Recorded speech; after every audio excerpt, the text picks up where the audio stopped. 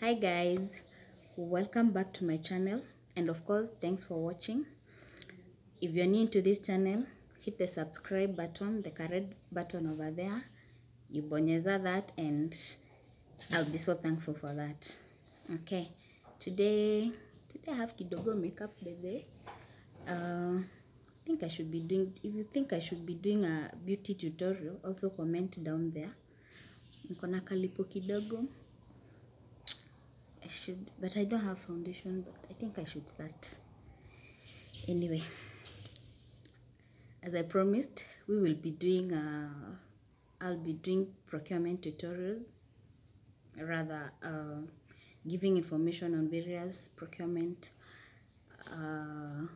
procedures, anything concerning procurement. So if you have any comment, if you'd like to know anything concerning anything procurement, just comment in the comment box below, and let's share up and get to know one or two, three things. Okay, today's topic is from the Public Procurement and Asset Disposal Act. As usual, as I told you before, that's where our topics will be coming from. In case you're not watching from Kenya, this act is a Kenyan act. It's the procedures that are followed in procurement in Kenya. In public entities, of course, the private entities have their own rules they follow. Yeah, but this one basically is for the public entities. So today we'll talk about methods of procurement of goods, works, and services. This is found under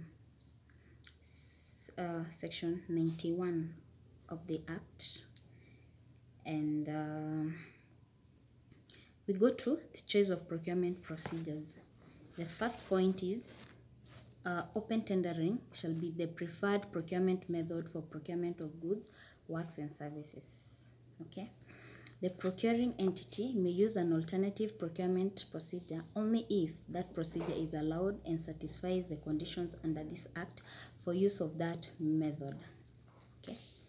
Despite sections 1 and 2, the above, the ones that I've read, open tendering shall be adapted for procurement of goods, works, and services for the threshold prescribed in the respective national and county regulations. Methods of procurement. Subject to this act and prescribed provisions, an accounting officer, you remember I talked about the accounting officer of a procuring entity, shall procure goods, works, and services by a method which may include any of the following.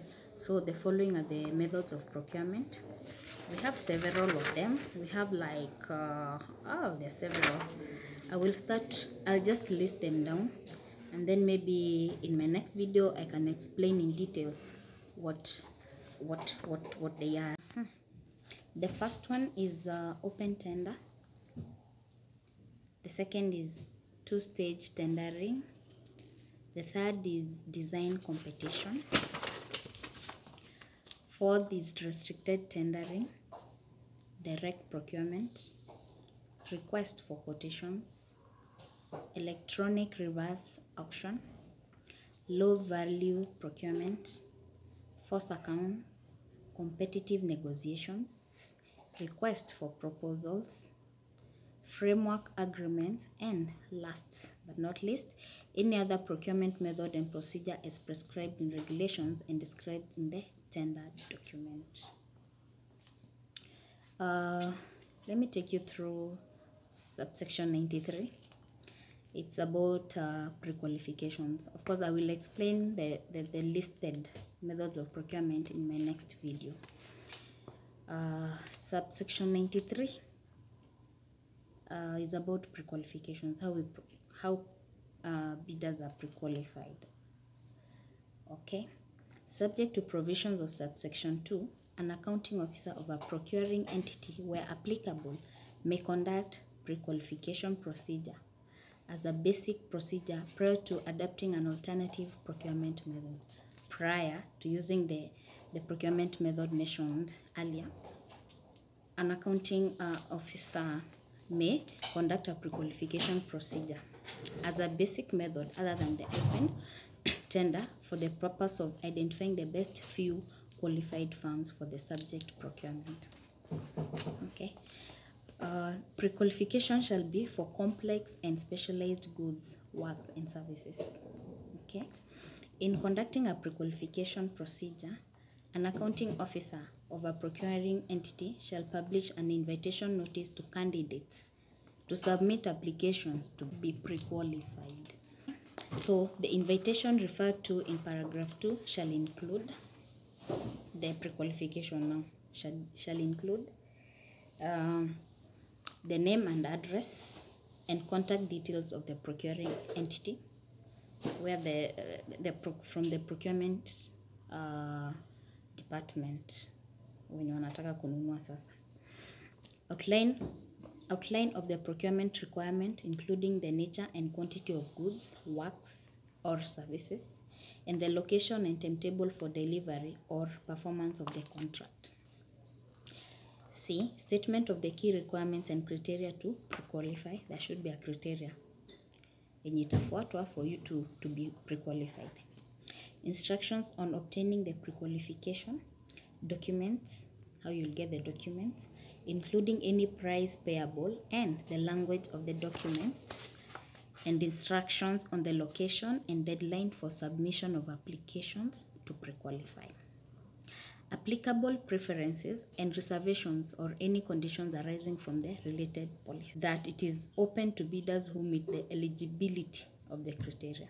If you meet the criteria, then you are a candidate. You can apply. Requirement that only bidders with capacity to perform can apply. You should have the capacity to do the works or to provide the goods and services. Okay. The pre-qualification documents. This one, an accounting officer of a procuring entity shall promptly issue pre-qualification documents to all candidates who request them, and shall maintain a record of all candidates to whom documents were issued. Okay. The pre-qualification document shall contain all the information specified in section 93, the ones that I've read above, and any other information necessary for the potential candidates to prepare and submit applications to be pre-qualified. Without any prejudice to the generality of paragraph, such information shall include the name, address, and contact details of the procuring entity, details of the procurement requirements, including the nature and quantity of goods, works, or services, and the location and timetable for delivery or performance of the contract. Instructions on the preparation of applications to pre-qualify include any standard forms to be submitted and the documentary evidence and information required from the candidates. Instructions on the sealing, labeling, and submission of applications to pre-qualify, including the location and deadline for submission should be included, and information on how applications will be evaluated should also be stated. Okay. The accounting officer of a procuring entity shall allow the candidates at least 14 days to prepare and submit their applications to be pre-qualified. So you have like a period of 14 days before the documents are pre-qualified. The accounting officer of a procuring entity shall promptly respond to all requests for any clarifications relating to the pre-qualification document where such requests are received before the deadline of the submission. So if any bidder out there has any question, they should ask immediately so that clarifications are done in advance before the deadline. That's all for today. I hope you've gotten the methods of procurement. I will explain into details in my next video all the methods that I have outlined out for you. Thanks for the love and support so far. I really appreciate you guys. This channel isn't complete without each one of you. I love you so much.